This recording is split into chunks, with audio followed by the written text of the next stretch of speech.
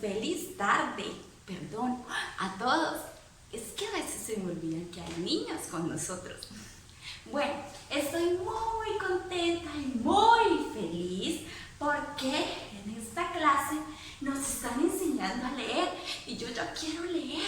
Entonces los estoy invitando para que me acompañen para ver si puedo leer.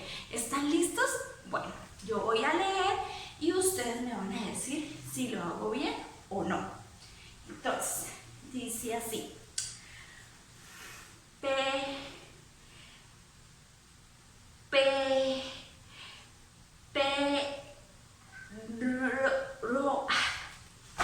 No, definitivamente todavía no soy capaz de leer. Ay, no. Y yo que pensaba que ya sabía leer porque en la escuela me habían enseñado. Pero no, parece que todavía no soy capaz de leer. ¿Ustedes qué dicen? ¿Será que habrá alguien que me ayude para que yo pueda aprender a leer? Buenas tardes. ¿Tienes problemas para leer? No te preocupes, que aquí estoy yo, tu súper profesora. Y juntos vamos a observar cuáles son esos problemas que hay en la escuela para aprender a leer. Para eso nos van a acompañar dos profesoras que nos van a explicar. La primera es Charlene. ¡Vamos! Hola super profesora, aquí estamos para ayudarte a encontrar la solución que está presentando nuestra niña. Entonces, para poder determinar qué problemas está presentando nuestra niña, debemos preguntarnos algo que se da dentro de la escuela. Y esto es, ¿qué clase de textos específicamente está utilizando nuestra escuela? ¿Será que estos textos que se están dando a conocer en la escuela son diferentes a los textos que se dan por fuera de la escuela?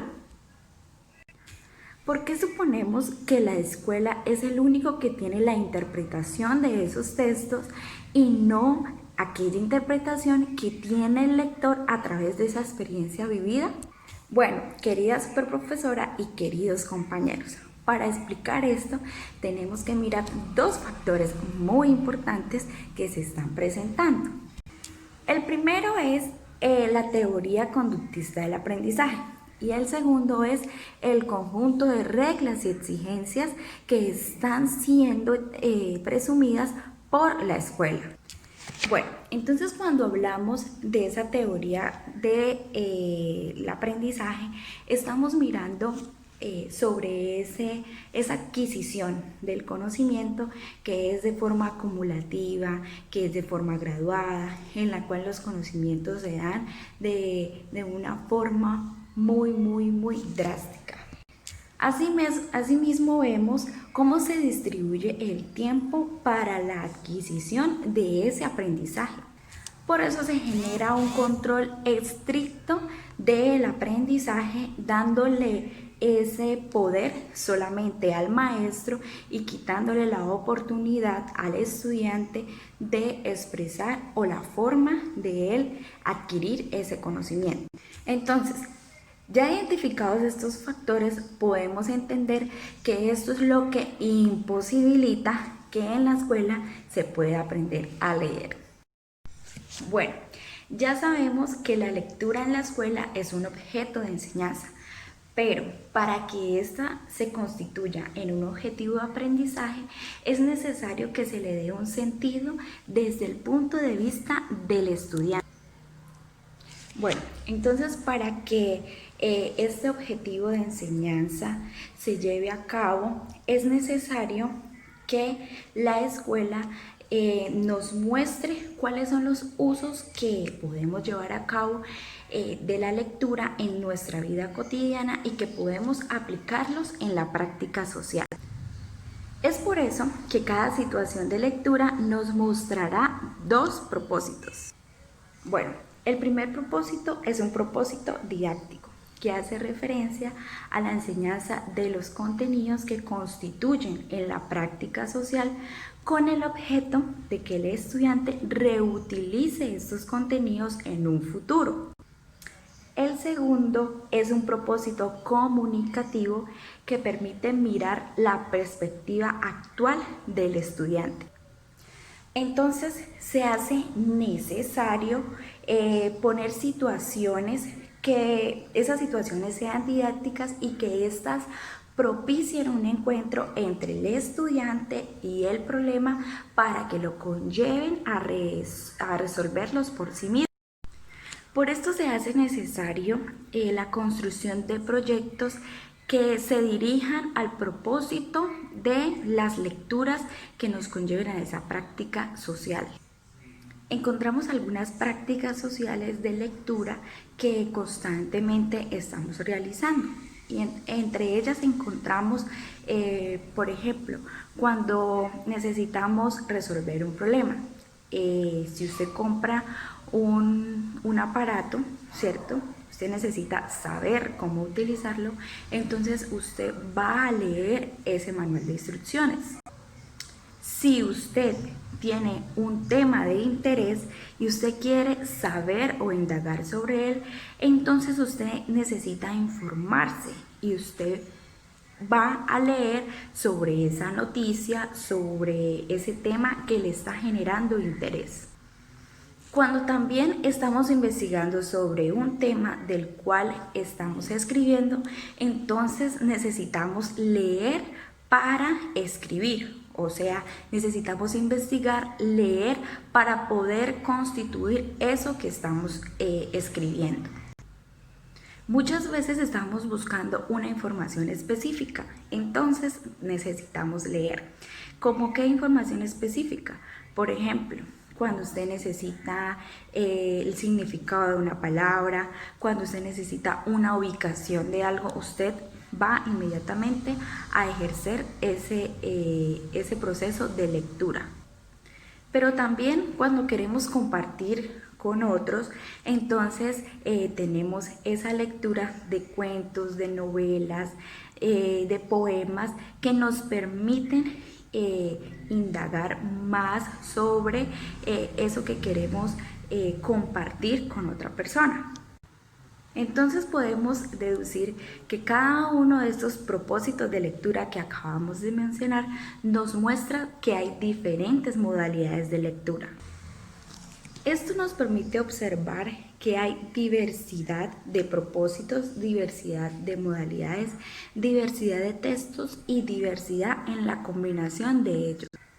Entonces, la inclusión de esta diversidad con la articulación de las reglas y las exigencias escolares nos permiten encontrar esa complejidad didáctica y en la cual nos hace más posible incluir ese proceso de lectura dentro de la escuela. Además del tema tratado por la profesora Charlene, hay dos temas importantes que también debemos sabernos, así que no te distraigas que vamos a seguir. Hola, profe. Bueno, yo hoy le voy a ayudar con nuestra niña a saber qué podemos hacer. Bueno, profe, una de las cosas que podemos hacer es la de gestionar el tiempo y todos los profesores sabemos que esta es una parte fundamental en el desarrollo de los niños. Una de las cosas que podemos hacer es la de gestionar el tiempo y esto es una parte fundamental en el proceso de estudio.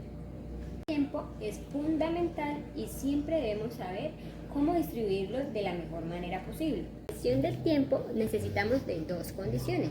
Una es la flexibilidad en las situaciones didácticas y otra es reconsiderar todos los contenidos. Estas condiciones requieren poner en acción diferentes modalidades organizativas, como lo son los proyectos. Los proyectos ofrecen contextos en los cuales la lectura cobra un sentido y aparece como una actividad compleja.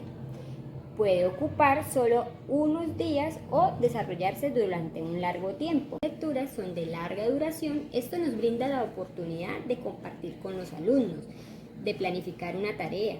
Podemos hacerlo primero definiendo un cronograma, después definir las responsabilidades y por último la fecha de entrega de esta actividad. Otro punto son las actividades habituales, las cuales se pueden desarrollar durante un día o por 15 días. Y se puede desarrollar también durante meses o por un largo plazo. Al contar los cuentos de forma rotativa, debe tenerse unas pautas, las cuales son: una sería las razones de por qué elegimos este cuento. Otra sería hablar con nuestros alumnos sobre los datos de la vida y obra del autor del cuento. Otra sería comentar con los compañeros tanto los episodios o los personajes que encontramos en esta lectura. Y otra sería permitir que los alumnos intervengan, que ellos realicen preguntas o comentarios acerca de nuestra lectura. Se acercan a un objetivo, que es el acercamiento de los niños a los textos, que le agarren amor y les agarren cariño. El punto sería la secuencia de actividades. Leer diferentes ejemplares de un mismo género o un mismo subgénero. Pueden ser poemas, cuentos, aventuras, fantasías. También podemos leer un mismo autor o inclusive un mismo tema. Estos tienen un tiempo más limitado o la cual nos permite llevar a cabo varias actividades a la vez. El objetivo de la secuencia de actividades es tener un sentido y un placer al leer, conocer otros mundos, apreciar la lectura y formar criterios propios. Otro punto son las situaciones independientes. Aquí la lectura se va a dar de una manera más ocasional. Cuando la maestra encuentra un buen libro, es interesante y se lo quiere compartir a sus alumnos, o inclusive cuando los alumnos quieren compartir con la profesora un libro que les llamó la atención o que les está gustando mucho. Bueno, profe, ahora yo le voy a hablar acerca del control, de evaluar la lectura y enseñar a leer. La evaluación es una necesidad legítima de la institución escolar. Es el instrumento que permite determinar cómo es la medida de enseñanza, si se ha logrado su objetivo, en qué medida fue posible hacer llegar a los alumnos el mensaje que el docente se propuso comunicar. Elegir la lectura en voz alta, proponer siempre un mismo texto para todos los alumnos o elegir como fragmentos o textos breves, son estos algunos de los síntomas que muestran cómo la presión de la evaluación se impone frente a las necesidades de la enseñanza y del aprendizaje.